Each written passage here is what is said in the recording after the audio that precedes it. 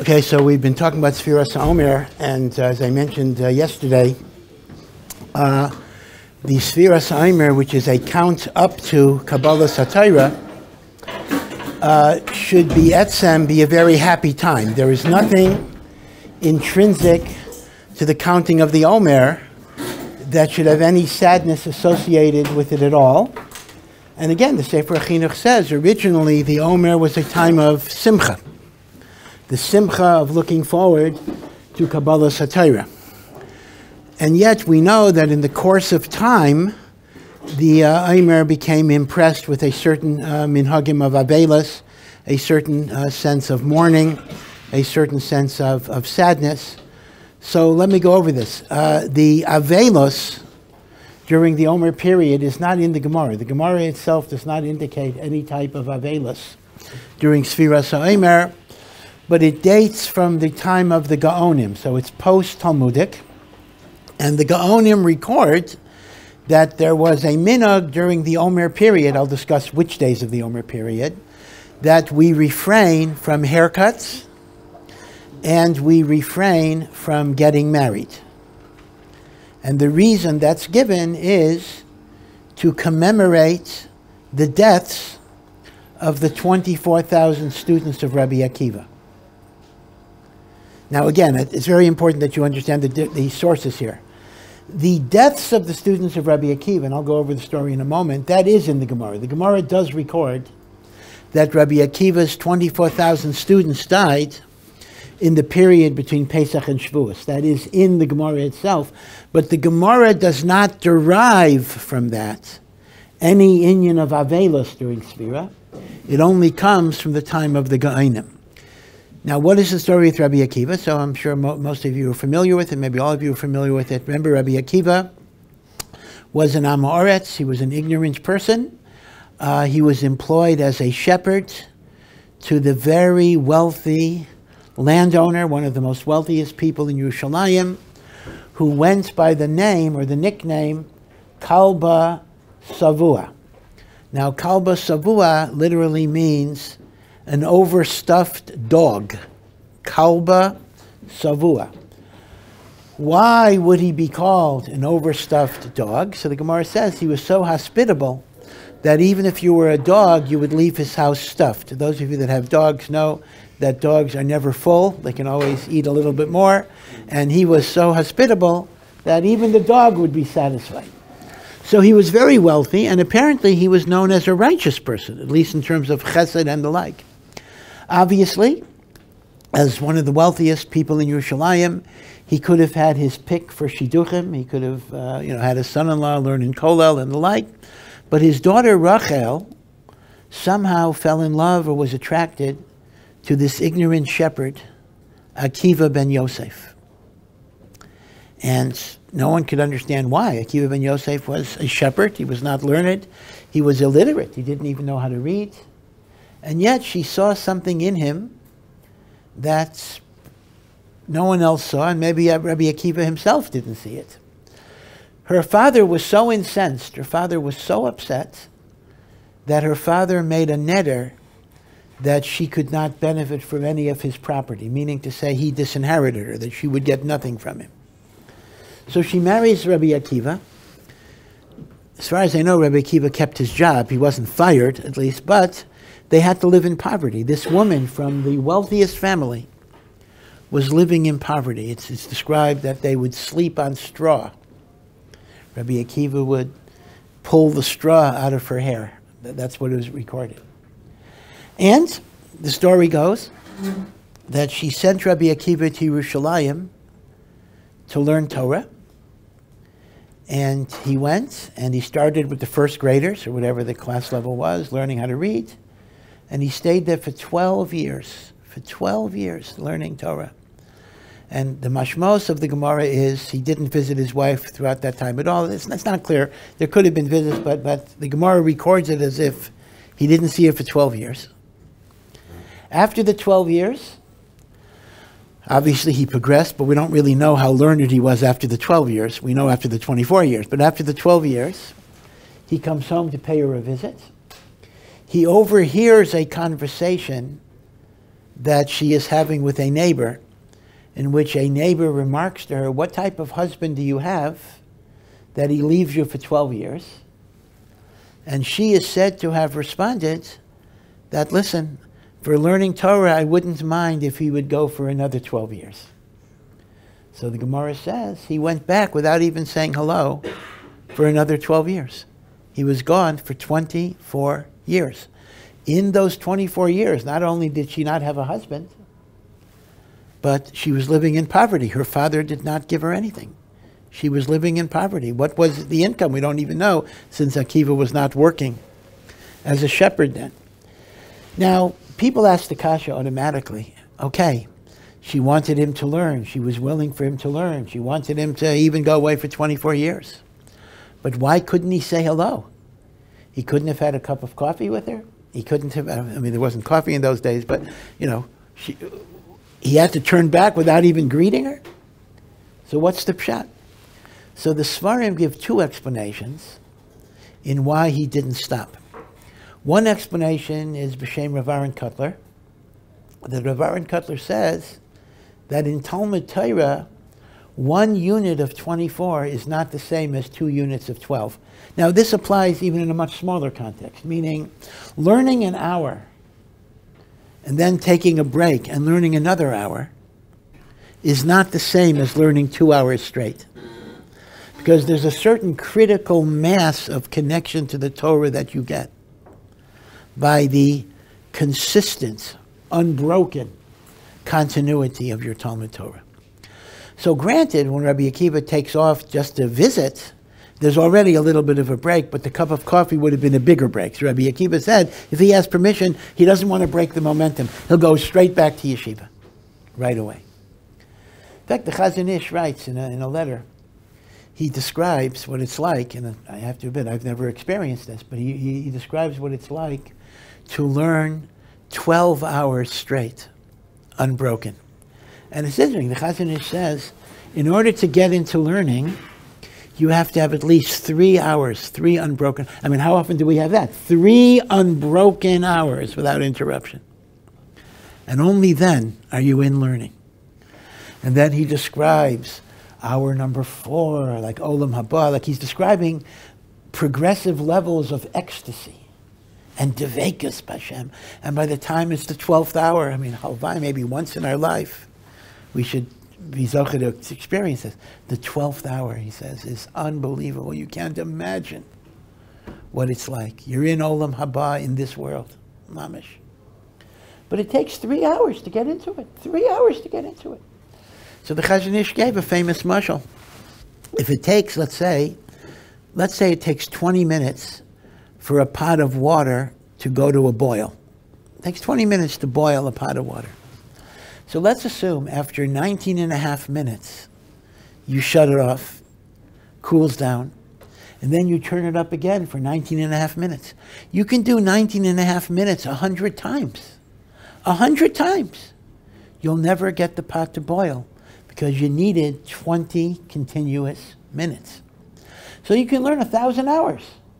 But I learn an hour and I break. I learn an hour and I break. I learn an hour that I break. I never have the critical mass of continuous time that gets me to a certain madrega. It's like shutting off the gas after 19 and a half minutes, cooling it down, so you'll never get it to boil. Right? This is the Chazon Ish's mashal, but this is how Rav Aaron Kotler understood the story with Rabbi Akiva, the story about not breaking the continuity. There's another hesber why Rabbi Akiva didn't stop, and I think on some of it's kind of a humanistic explanation. I think it's in a way very beautiful. Rabbi Akiva knew that if he would have taken the time to see what his wife is going through, he couldn't have gone back. He couldn't have gone back. He would have seen her poverty. He would have seen her suffering. And she would have begged him. She would have said, go back, go back, go back, go back. This is what she wanted. But he couldn't. He couldn't do it. So in a sense, he had to harden his heart and not give in to that desire, because of the importance of it. Now, again, it's important to emphasize over and over and over again that Rabbi Akiva was permitted to do this only because this is what his wife wanted. I mean, keep in mind, if a guy were to tell his wife, I'm going away for 24 years, and, you know, it's your job to stand by me as I learn Torah, that's absolutely forbidden. It's Asur Mamish. So keep in mind that although we can learn a lot from Rabbi Akiva's devotion, the particular way in which he became what he became is not for us to emulate unless we have the rare circumstance of a wife who really, really, really wants that. And by really wants it, I don't mean is willing to be a martyr, but somebody who genuinely wants it. In fact, they tell a Maisa with Rav Shach. Again, you never know if these stories are true. I think I've mentioned it before, about a Bacher in Panovich who got engaged to a woman, and he brought his Kala over to meet Rav Shach. And Rav Shach apparently met with women, so Rav Shach spoke to the Kala, etc. And the Kala said, my husband's learning is the most important thing in my life. I am willing to sacrifice everything. I am willing to sleep on the floor. I am willing to live on bread. I am willing to live in poverty. If we don't even have a roof over our heads, I'm willing to sleep outside. It says, nothing. I will sacrifice everything. I will suffer everything. So it sounds real good. So the story goes, Rav Shach told the guy, says, break off the engagement immediately. What's the pshat? Break off the engagement immediately? He says, because somebody who comes in and says, I will suffer for your learning, that's not going to last, because at some point, people get sick and tired of being martyrs. They resent it. They hate it.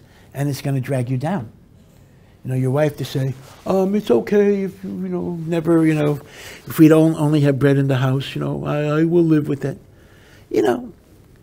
It's the other way around, Rav Shach said. It has to be, there's a simcha. There has to be a sense that I'm not giving anything up, because whatever I'm giving up is so inconsequential compared to what we're getting. So b'dafka, there can't be resentment, there can't be martyrdom.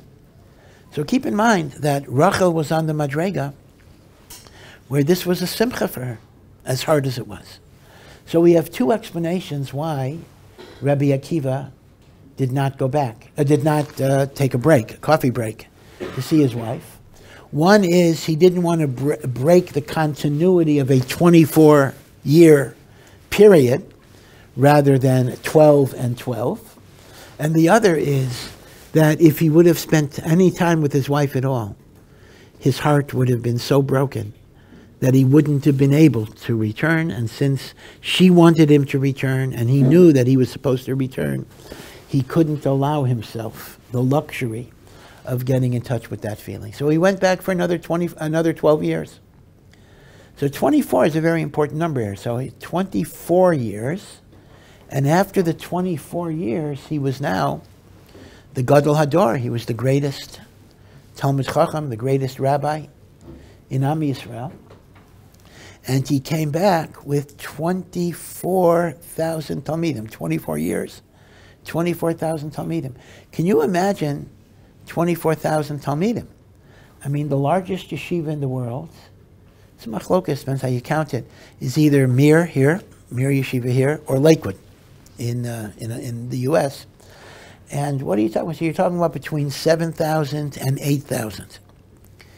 And these are much larger than the yeshivas in Europe. When you talk about Volozhin and Slobodka, the great yeshivas in Europe, they had 250, 300, 400. The yeshivas today are much larger than the great yeshivas in Europe.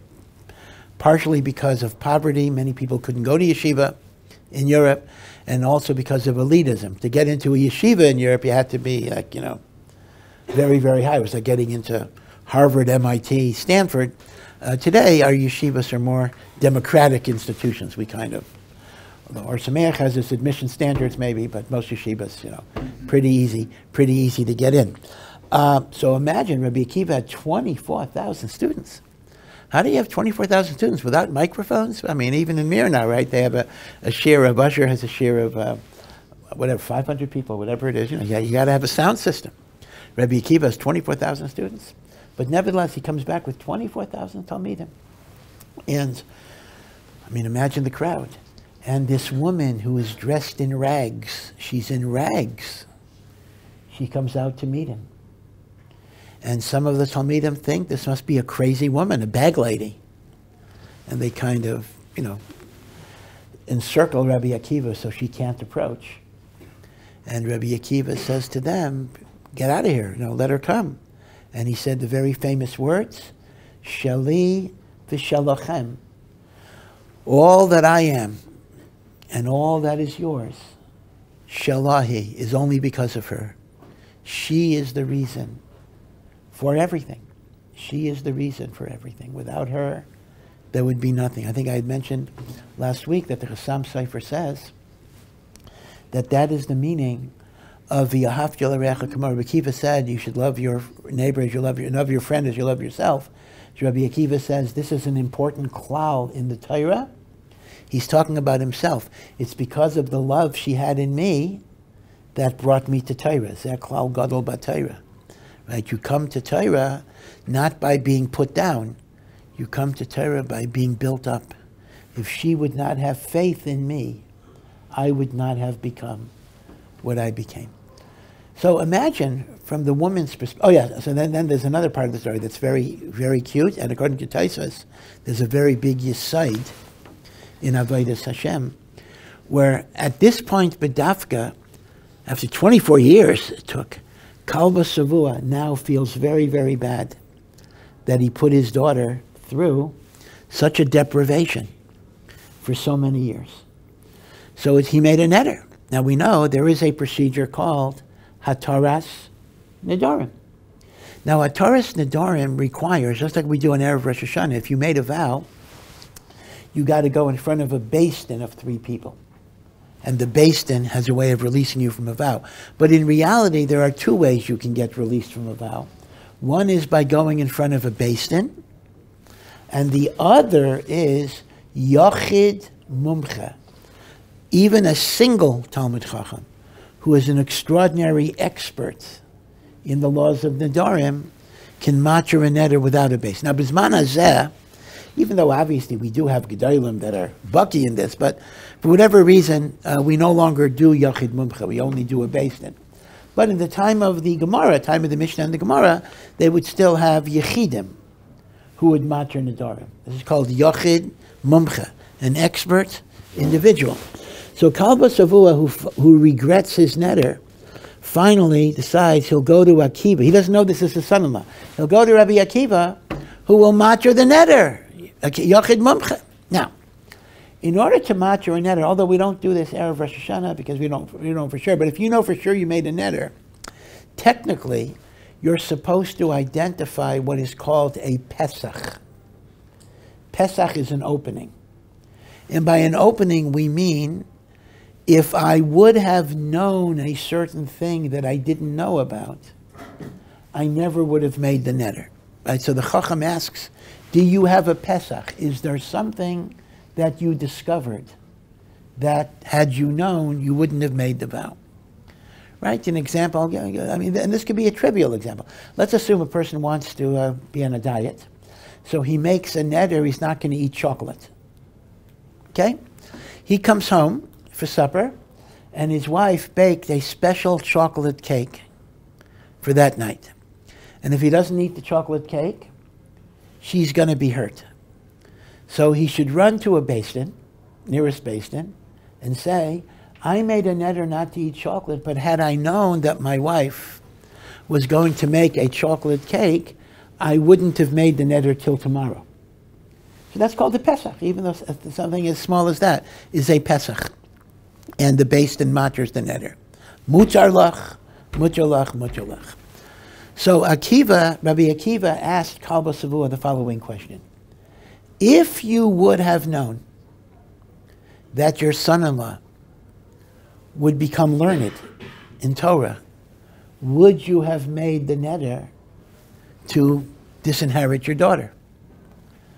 So Kalba Savua said, if I would have known he would become a Talmid Chacham, if I would have known he'd know how to read, I wouldn't have made the neder. In other words, I wouldn't have made the neder had I known he would become even literate. So Rabbi Akiva said, the neder is mutter. You have a Pesach. Okay, so that's the end of the story. And at that point, Rabbi Akiva and Rachel's fortunes greatly improved. Rachel died shortly thereafter. Rabbi Akiva had a second wife who was actually a Gioris, a Roman matron who converted. And he was wealthy from that point on. He was wealthy from his first wife, wealthy from his second wife. So Rachel did die. Rachel did not necessarily live much after their unification, but they did have the help of Kalba Sabua. Now, here is what Tosfos says. Tosfos asks a gewaldige kasha. The Mishnah says in Maseches Nedarim, Ein poschin b'noilad.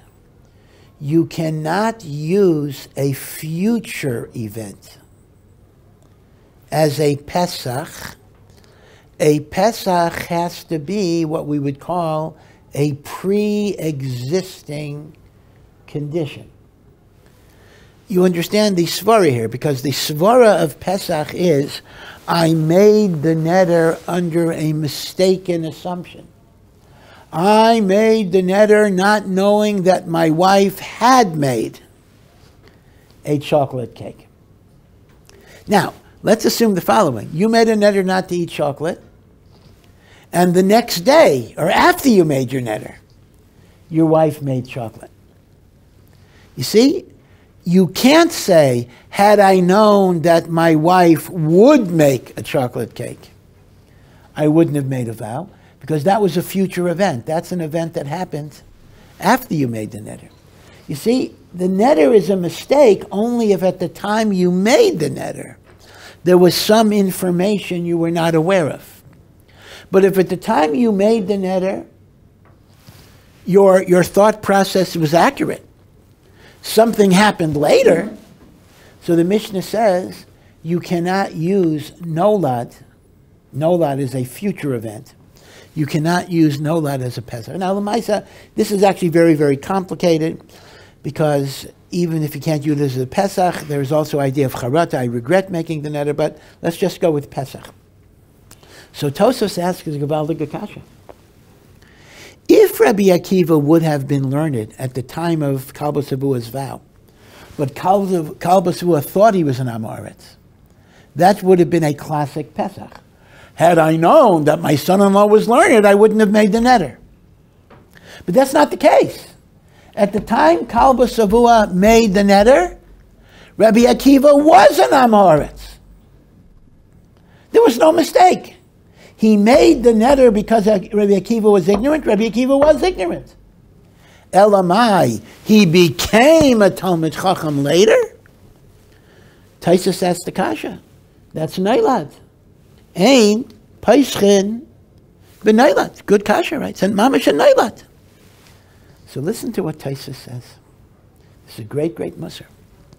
It's true that at the time Kalba Savua made the neder, Rabbi Akiva was ignorant. But he had already resolved that he was going to go to yeshiva and learn. He didn't even leave yet, but he had resolved. So Tosfos says, it is such a done deal, such a certainty, that when you commit yourself to learn, Hashem will give you hatzlacha, that it's ki'ilu, it already happened, meaning it's not a future event. It's something that is already implicit in the decision to learn. You see what Tosfos is saying? It's not like a future thing. If Rabbi Akiva didn't decide to go to yeshiva till after the neder, that would have been a future event. But here, he had already committed himself to learn. It's batuach, guaranteed. You'll have hatzlacha. Ebazai, that takes away Naila. That's not a future event anymore. That's Ge'ilu, he already was a Talmid Chacham. So that's a great, great musar for a person to realize that Hashem will give you hatzlacha if you make the commitment. You have to make the commitment. If you don't make the commitment, then ein achinami. Nothing's going to happen necessarily. But if you make the commitment, you're going to have hatzlacha. That's what Chazal say. A person who says, Yagati, I worked hard to understand the Torah. V'lo matzasi I didn't find success, al tamin. We don't believe him. Meaning, the statement is a lie. Now, it could be a lie for two reasons. It could be a lie because he didn't work, or it could be a lie because he's successful and doesn't know it. Either one is a lie. But to say, I worked hard and I didn't have success, is an untrue statement. Either you didn't work hard, or you had success and you don't realize it. Right? One way or the other. Hopefully the second way is better than the first way. But either way, the statement as a whole, Yogati v'lo matzasi, is a sheker. And Tosa says this has halachic implications, that negates the idea of nailad. It's not called a nailad. It's not called a future event, because it's already in the commitment that you're going to have this great hatzlacha. Yeah. Rabbi said we can't really learn from Rabbi Akiva's example in a big way for years. Rabbi Akiva had his children? Yes, so this is interesting. Rabbi Akiva was a parent. Rabbi Akiva did have children. We know at least one son that Rabbi Akiva had, at least according to, well, it's not clear, but this is many Mefarshim say. There's a Tana who's mentioned in the Mishnah, Rabbi Yehoshua ben Korcha. And some say Rabbi Yeshua ben Korcha is Rabbi Yoshua, the son of Rabbi Akiva. Now, the obvious question you'll ask is, so why is he called Rabbi Yoshua, the son of Korcha, as opposed to the son of Rabbi Akiva?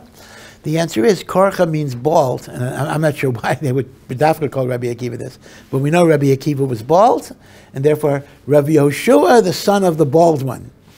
But, okay, why they would choose to refer to Rabbi Akiva that way, I have really no idea, but the Mefarshim do say beferish, Rabbi Yeshua ben Korcha was the son of Rabbi Akiva.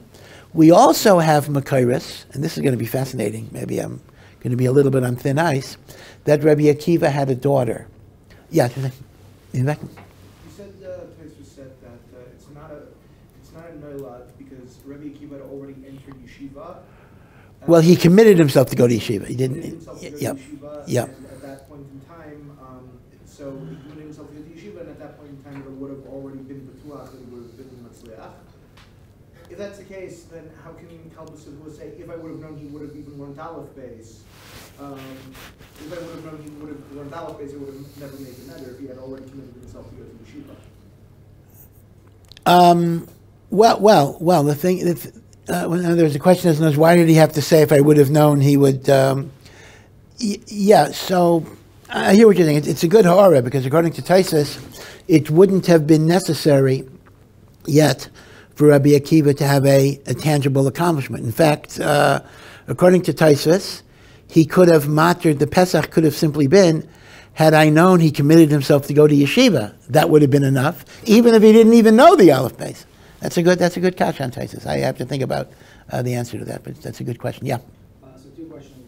One is, what about Rabbi Akiva's mitzvah, since we do know he had a child before he left, isn't there a mitzvah of chinuch that he should be teaching his child? And then the second question is why did Rachel die so soon after he returned?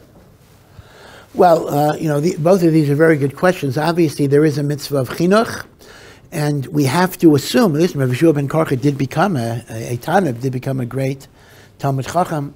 We have to assume that Rabbi Akiva l'chol hapachos arranged. I mean, just like, for example, most of us, maybe it's regrettable, we do most of our chinuch through the schools, right? So Rabbi Akiva, basically delegated it through shalichas. Why she died soon after, it's hard to know, but maybe it's the heartbreak of the tragedy of the students dying. I didn't get to that yet, but maybe connected. Yeah, maybe connected to that. Now, one thing I want to say about Rabbi Akiva's daughter, which is fascinating.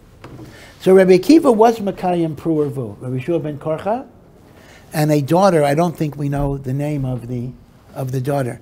Now, listen to this. This is speculation. I don't have a source.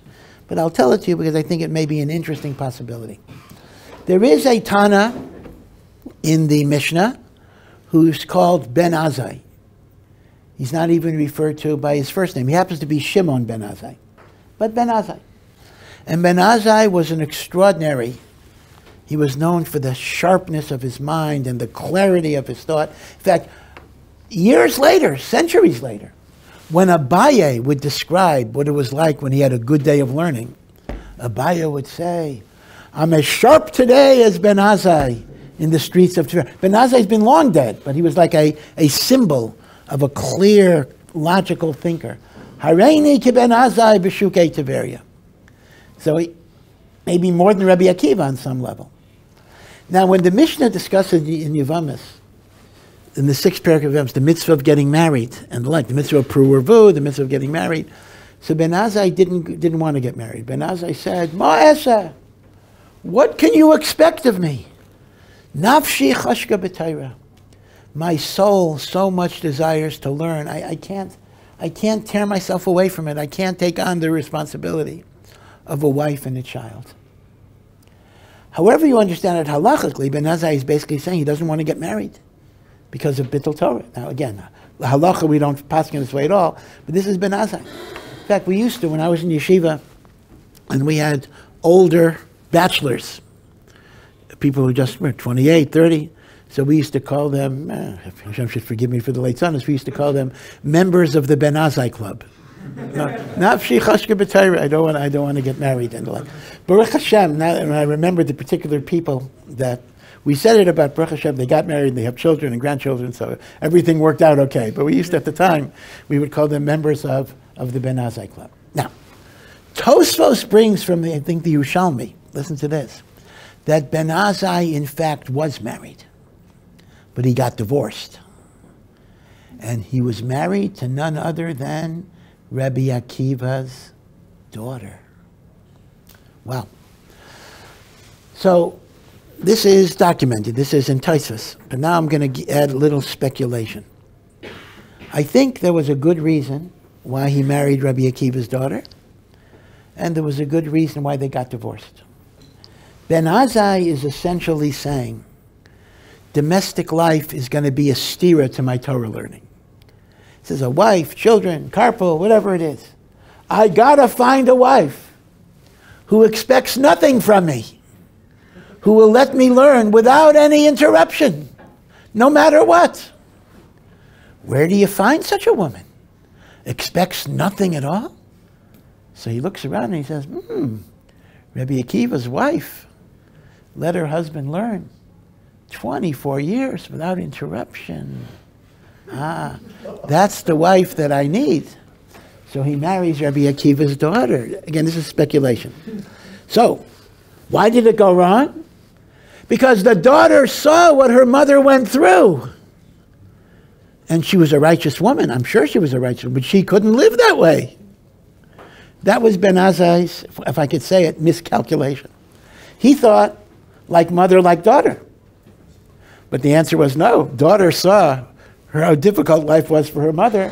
In fact, you sometimes see this in Rabbanim's house or Shiva's house, that the daughter, B'tafka, cannot live the way her mother lived. It was too hard, too difficult.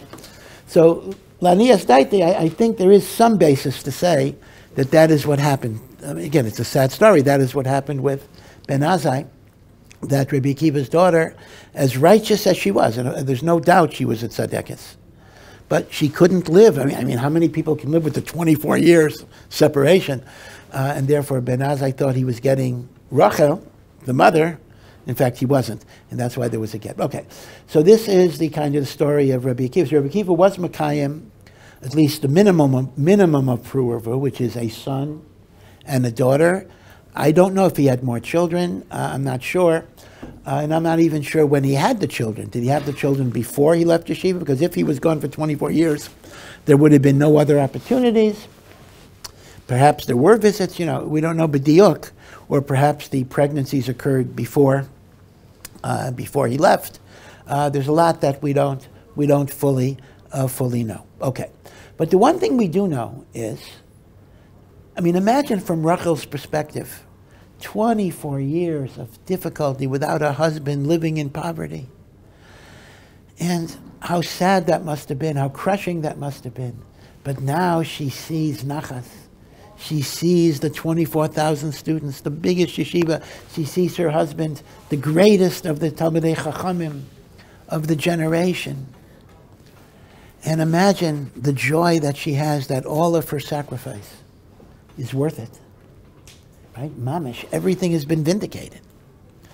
But we're told a short time thereafter, a short time, now we don't know how much, the chronology is not clear, but a short time thereafter, and I think Rachel was still alive, so she saw this, the 24,000 students of Rabbi Akiva died. And they all died in the same period of time between Pesach and Shavuos. The period of time that we know, of course, as the counting of the Omer. Now, the Gemara in Yevamos makes 2 points about the deaths of the students of Rabbi Akiva. Point number 1 is it gives the physical cause of their death. There was a plague, and they died because of askara. Now, askara is like a plague that involves constriction of the throat, like suffocation, some type of lung and trachea ailment. They died of a type of choking or inability to breathe. That's point number 1. Point number 2 is it gives a reason for their death. Spiritually, they did not show proper kavod to each other. We'll have to explain that as well. Okay, so now another point that's a little unclear is when it says they all died between Pesach and Shavuos, does that mean they all died the same year? Or in other words, they all died between Pesach and Shavuos, but was it the same year? Maybe year 1, 1,000 died, year 2. That's another issue, meaning maybe their death, it is possible in Pshat that their death occurred over a period of time. That is shayach. But I think most people understand the Maisa is they all died the same year from a plague. I'm assuming many other people must have died as well. It was a plague, a magefa, and it affected the 24,000 students of Rabbi Akiva. Imagine, besides that, that's a tragedy. Of course, it's an immense tragedy. But imagine from Rachel's perspective, the dimension of tragedy that she experiences. She sacrificed 24 years. She got 24,000 Talmidim. All of it collapsed in the dust. Once again, I speculate, I have no source for this, that maybe that contributed to her death. The grief over the Talmidim dying, where everything just fell apart. Now, this is all in the Gemara in Maseches Yevamos. Again, be sure you know what the Gemara says and what the Gemara does not say. The Gemara tells us this story. The Gemara does not say, therefore we have mourning rituals during Sfira. If you would be around at the time of the Gemara, there was no mourning during Sfira. It's the Gaonim record. In fact, the Gaonim don't even record it as a halacha. The Gaonim record it this way. Yesh makomos. There are places. It wasn't even recorded as a mandatory thing. There are places in which we don't get married and we don't get haircuts during the Omer period to commemorate the deaths of the 24,000 students of Rabbi Akiva. So be sure you know what the Gemara says versus what the Gaonim say. And even in the time of the Gaonim, it was not stated as a halacha. It was stated as a practice that some people had. But already, as the generations went on, in the Rishonim and the like, it became codified as a certain halacha. Now, yeah. What about music? Okay, so this is interesting. Again, we'll talk about this, so we'll continue. There's only 2 things that are mentioned that are forbidden during Sfira. Only 2 things.